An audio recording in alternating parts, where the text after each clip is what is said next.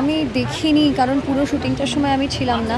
But আমি যেটুকু ট্রেলারে দেখেছি, এটা বড় পর্দায় যদি দেখা যায়, ওই যে সন্ধ্যারতির যে শটটা, যে সিনটা আছে, বিউটিফুল, এত সুন্দর দেখতে। আমি একদিন সন্ধ্যারতি দেখেছি নিজের চোখে, কিন্তু স্ক্রিনে অদ্ভুত সুন্দর লাগছে দেখতে ওটাকে।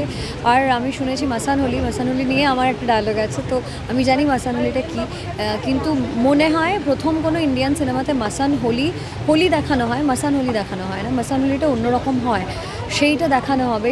সেই সিনটা আমাদের ছবির ক্লাইম্যাক্স। তো আমি শুনেছি ওটা মারাত্মক দেখতে হয়েছে। তো আমার মনে হয় এই পুরো জার্নিটা বেনারসে একেন, তার সঙ্গে আমার যুক্ত হতে পারা, একটু ডিফারেন্ট চরিত্র করতে পারা, সেটা যেরকম পাওনা একটা বড়, আর একেনের সঙ্গে যুক্ত হওয়া। জয়দীপদার সঙ্গে আমি কদিন আগেও কাজ করেছি, তো এই প্রিয় চরিত্র, প্রিয় অভিনেতারা রয়েছে, প্রিয় ডিরেক্টর রয়েছে, পুরো প্রিয় টিম, তাদের সঙ্গে আবার কাজ করতে পারা ভীষণ ভাগ্যের ব্যাপার। ভালো লেগেছে খুব, হোপফুলি অডিয়েন্স দেখে খুব এনজয় করবে।